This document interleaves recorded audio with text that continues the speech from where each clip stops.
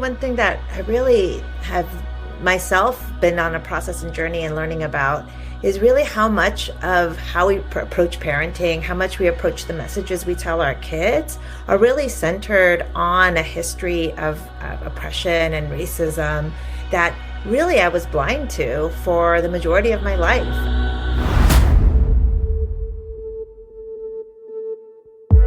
Have you noticed that there is so much more racial diversity in our TV shows and commercials and movies lately? I genuinely feel like the quickest way to change a culture is through entertainment, because that's what we're sitting in front of all the time.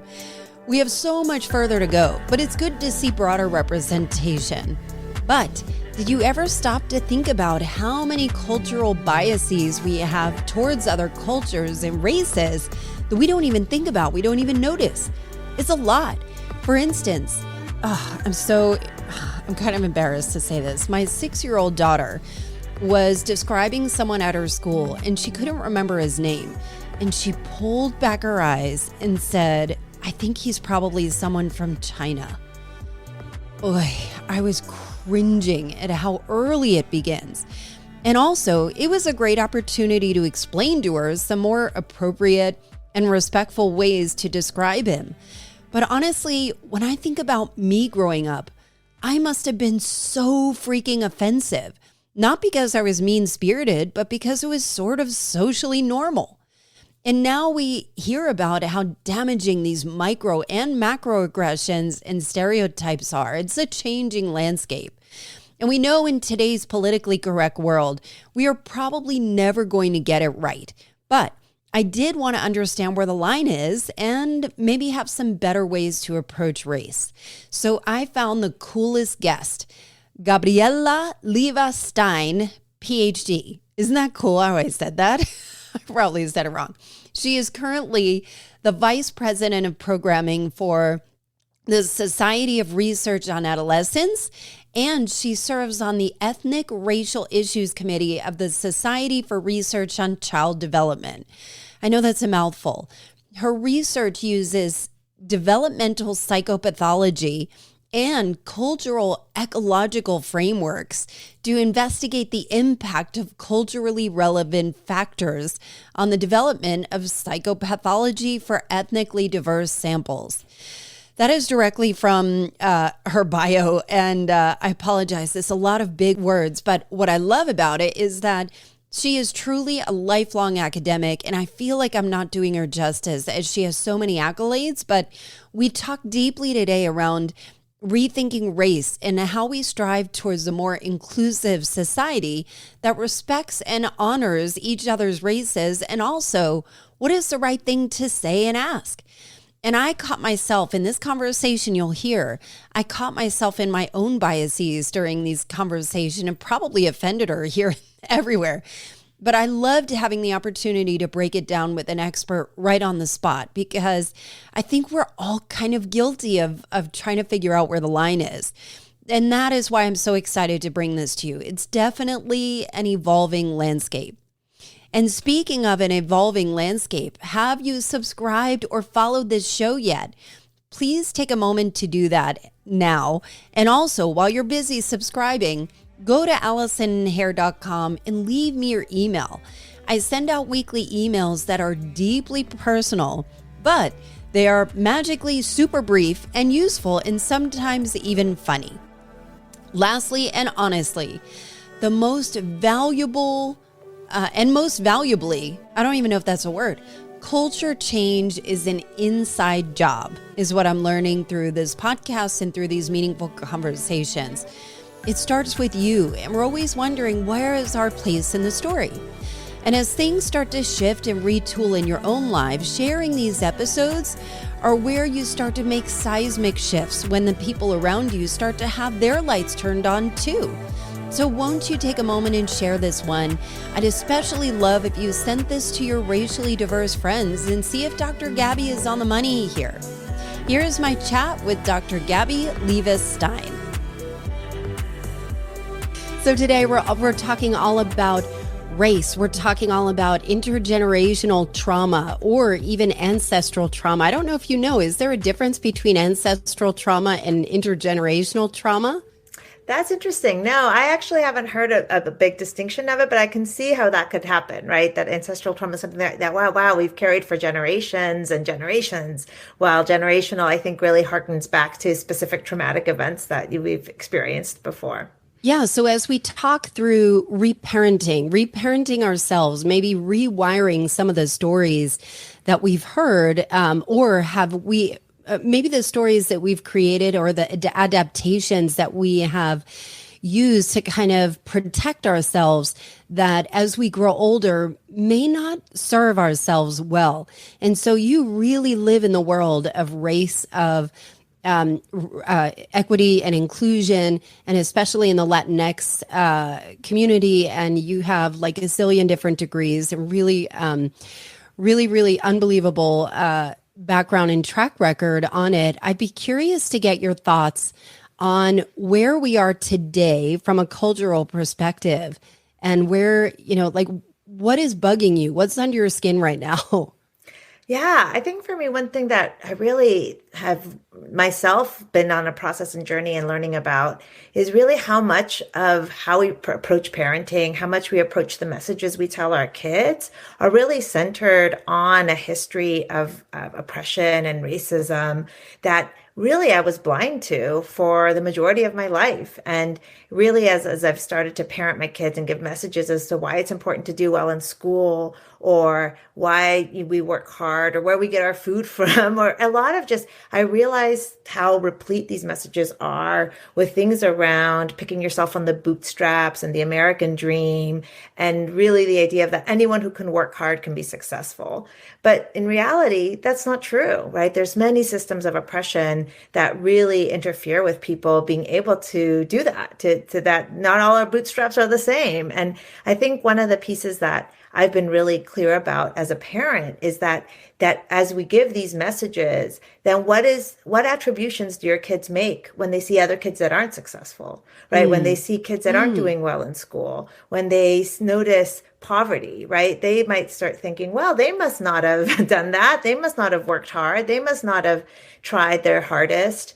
And so as we think about just immigrant populations, or we think about even populations that have other kinds of adversity that can interfere with them being able to do this, I've been really clear on thinking about how to parent my kids to make attributions that that's not something that we all have access to. And how do we do that?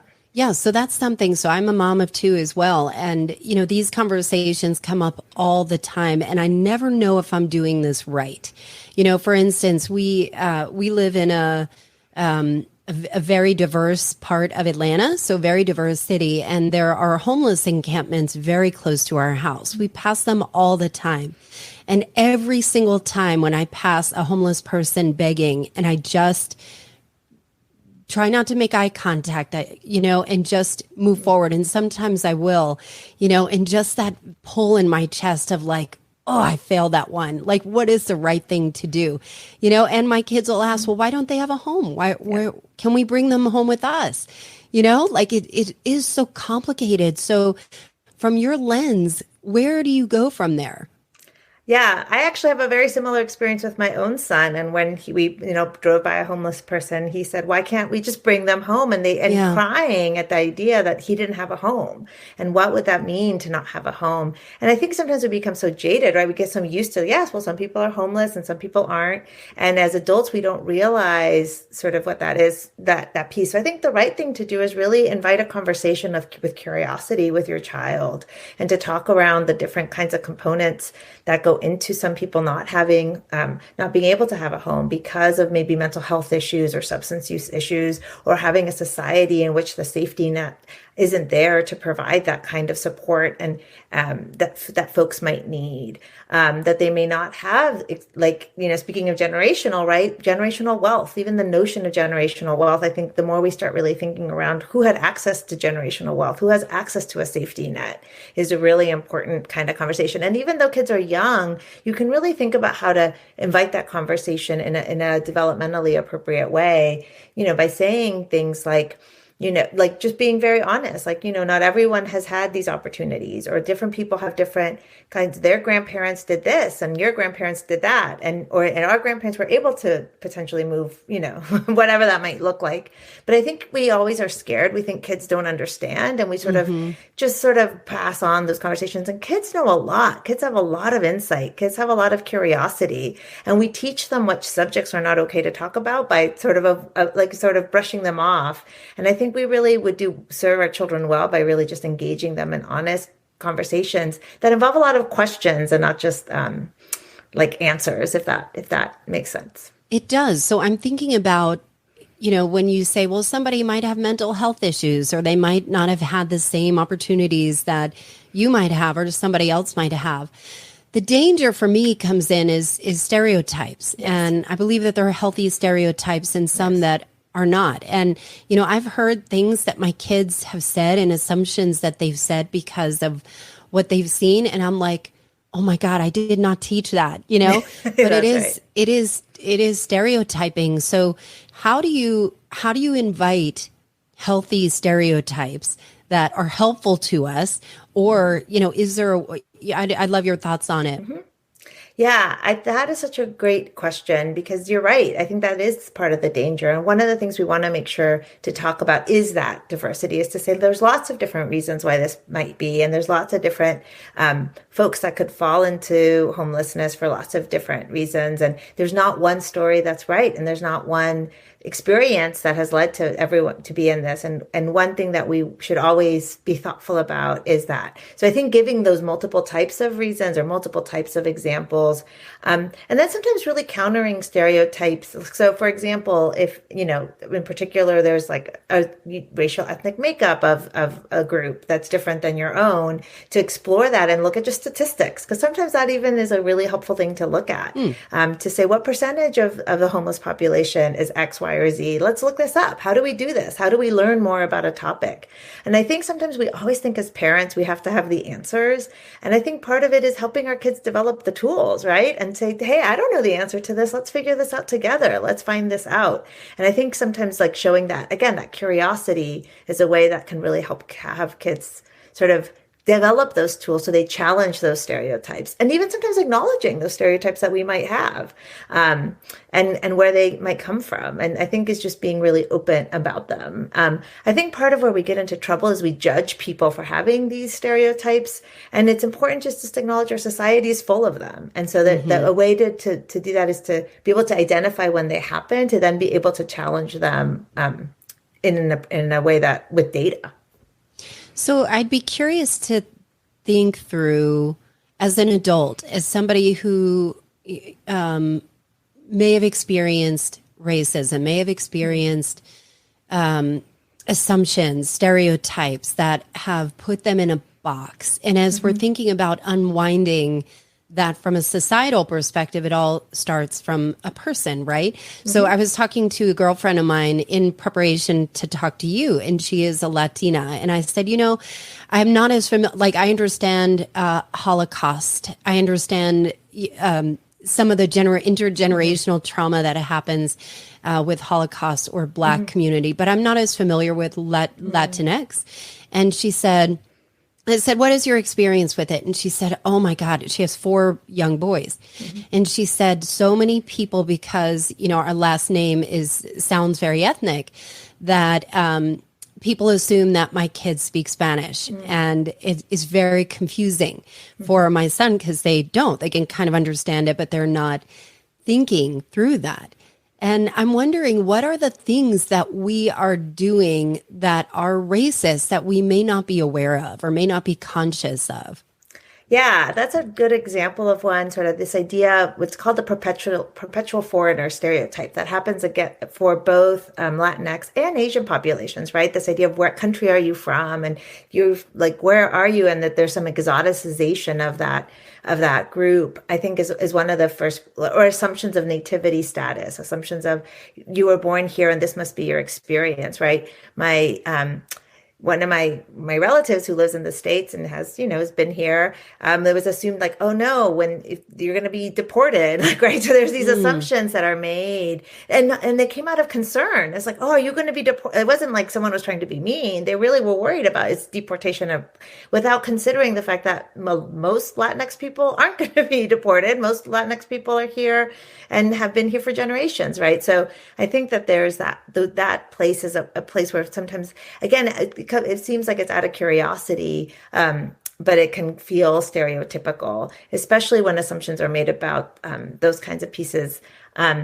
I think the other piece, I really appreciate your question about intergenerational trauma. And I would point readers, there's a beautiful book written by Reina Grande called The Distance Between Us that really talks about that generational trauma around the divide of a country and the distance between that she has with her family and her parents, and the intergenerational trauma from the extreme poverty that they had experienced and their own forms of social oppression. This book takes place in Mexico, but I think that you see that in the literature, sort of the colonization, sort of really the same kinds of processes we see in Black communities, and sort of the really stripping of the indigenous protective processes that existed, and stripping of those kind of religious kinds of connections. But anyway, particularly around extreme poverty and how that leads to some parenting that's really potentially authoritarian, with more sort of focus on discipline, more focused on that. That's some of the ways we see intergenerational trauma from a parenting perspective.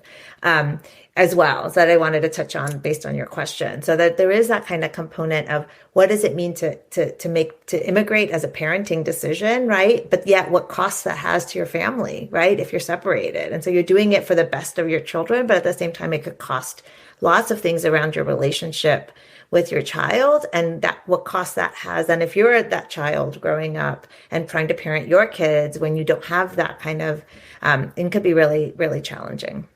So my father is from Lebanon, and so I'm one of 7 kids, and I have a brother named Jamil who looks like me, and he has his entire life, when he walks into a job interview, like, he's not gotten called back. He's had people look at him like, "Oh, I wasn't expecting you to look like you," Mm-hmm. And he'd have to like show his ID and say, "No, that is really my name. Jamil means beautiful in Arabic."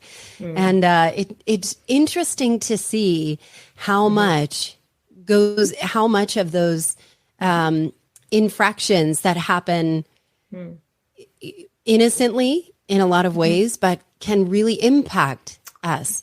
That's right. And I'd be curious of your own experience.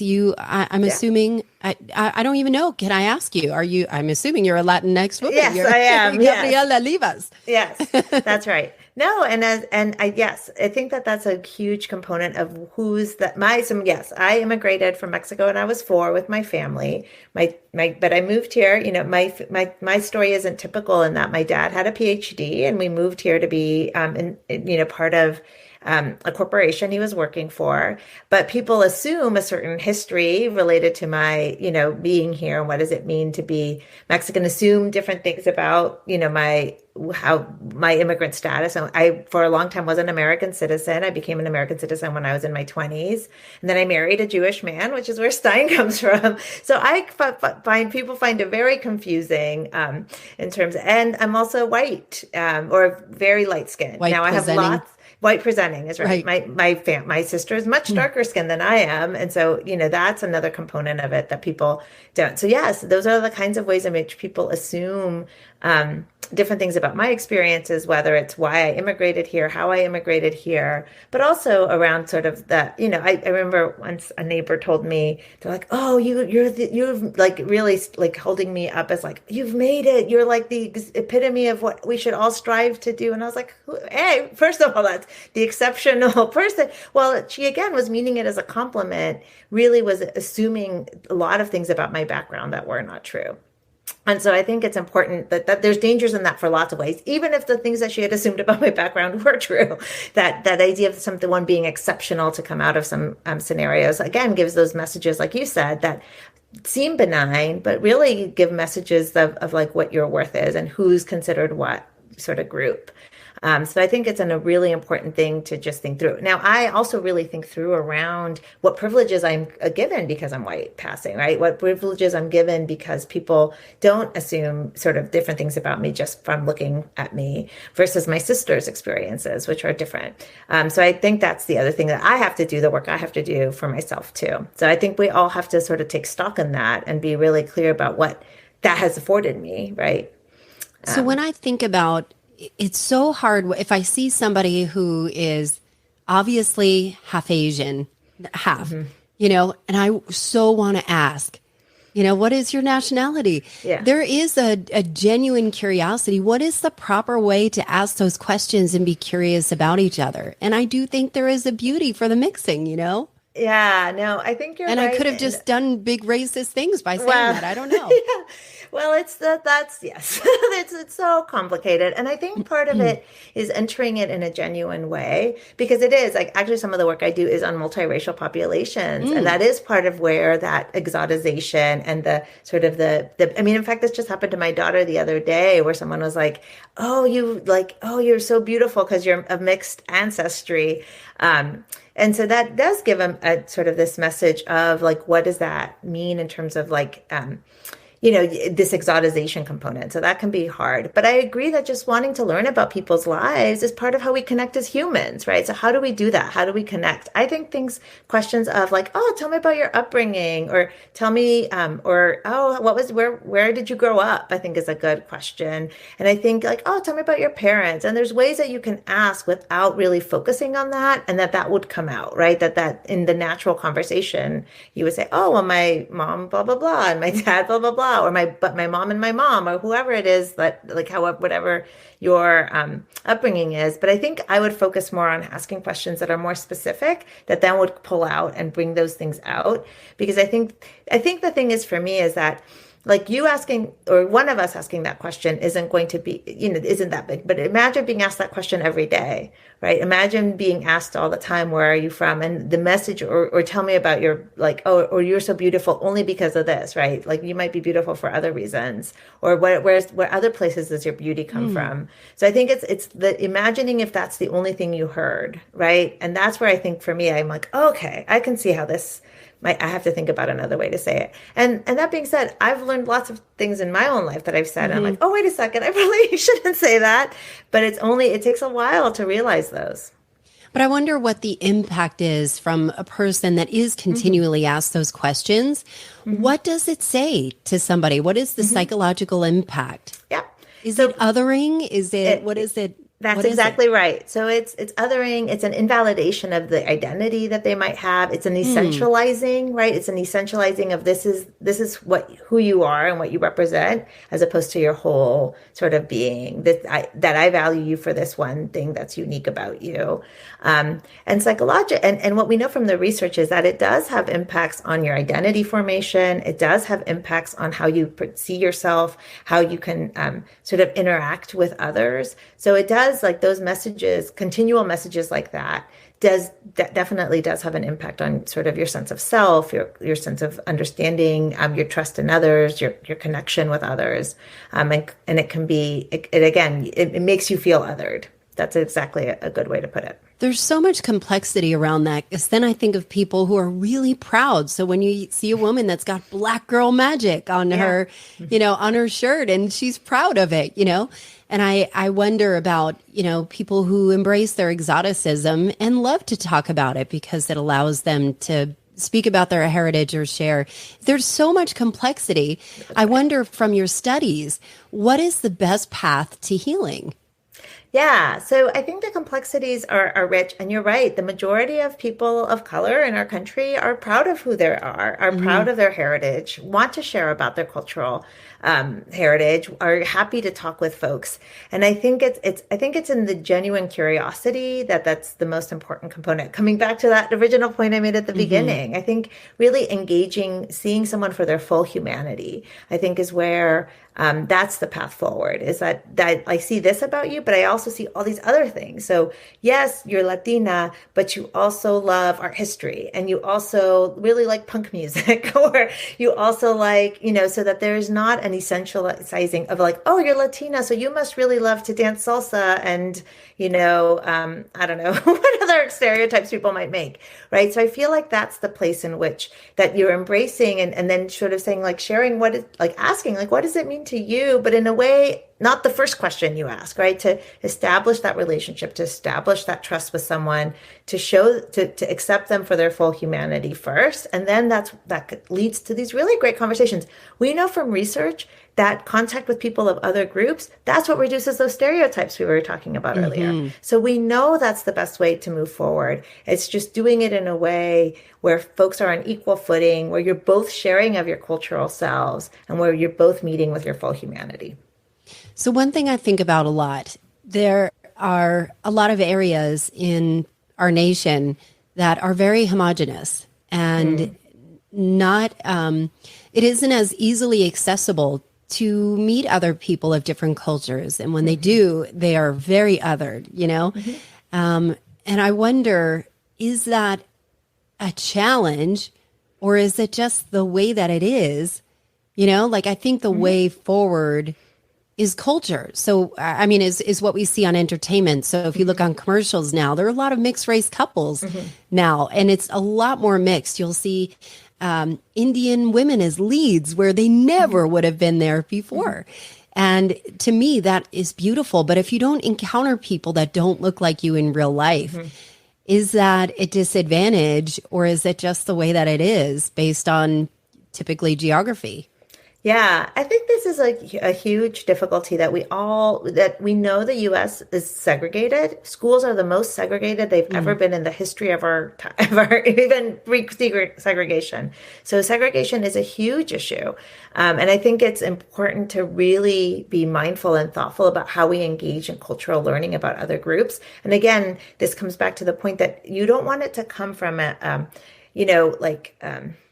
I'm here and you're there and I'm going to come visit and learn about you, but then come back to my, Yeah. But I do think people will need to push themselves to learn. And I think it is watching those shows that push the stereotypes, that tell stories. I remember my daughter once said to me, I really purposefully would select books for her to read and the library and stuff. And she eventually was like, Mom, I don't want to read any more books about Black people in slavery. And I'm like, you're right, Lucia. That shouldn't be the only, right. And I was so right. I was so focused on, just bringing books that I didn't really think about, wow, you really just want to read, a story with a Black heroine who's a ballet, and is just having fun and living life. And it isn't about the one story that we tell. So I think that that's a really important part to do it, that we can do it. We just have to be really purposeful to not just focus on this one narrow experience of someone's culture. And we can do it through books and movies and documentaries. And there's we're lucky, right? Now we can do that. When we grew up, I had no access to anyone. I had very few shows with people of color in it. So I think we live in a time where we can push those boundaries because there's so much media available to us. I think that's so true too, as I think about not being able to see myself on the screen. What would that feel like, and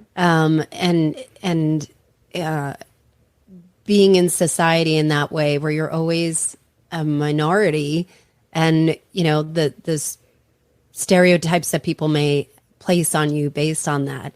It's an interesting, I'd be interested to learn more about what that looks like. So you have done a lot of training and studies on this. What are you seeing now? What are you seeing that's exciting in the culture? What are you seeing change?